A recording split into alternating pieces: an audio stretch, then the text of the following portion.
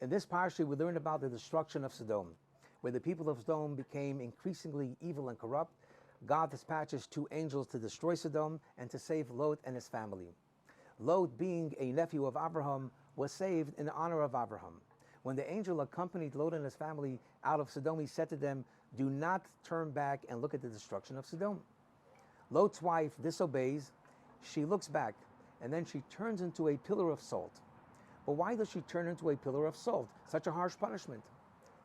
Our commentators explain because she sinned with salt. One of the evil laws of Sodom was the prohibition against hosting guests and feeding guests. And when her husband Lot would secretly invite guests, she would pour a lot of salt on the food so that the guests would not be able to eat the food. And this is why she was punished with salt. But it still doesn't really explain the question, because we don't find in world history anyone turning into something with which they sinned in. There's a beautiful Hasidic explanation. Sodom represents evil and narcissism.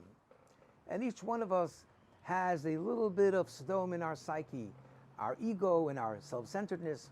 And so when God is assisting us to leave our personal Sodom, he says to us, do not look back. Meaning, our focus in our life should not be our dark past, but rather our advancement, growth, and how we fulfill our God-given mission.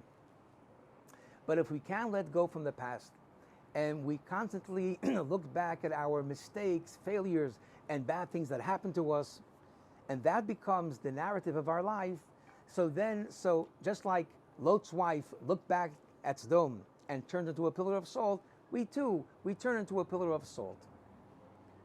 Why salt? Salt has two opposite characteristics. On the one hand, salt is not edible. You can't fill up a cup of salt and eat it. But on the other hand, if you take a little bit of salt and you put it into the dish, it adds a delicious flavor. And the same is true in our life.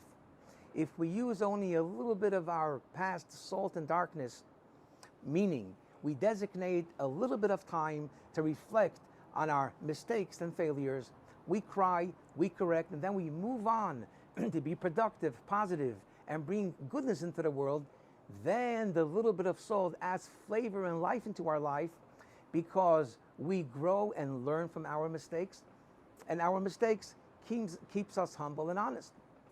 But if the main focus of our life is the negativity, then we turn into a pillar of salt and bitterness, which prevents us from maximizing our full God-given potential. And so the lesson is, yes, we should use a little bit of our salt in order to bring flavor and life into our life's mission, but don't become a pillar of salt. Have a very good Shabbos.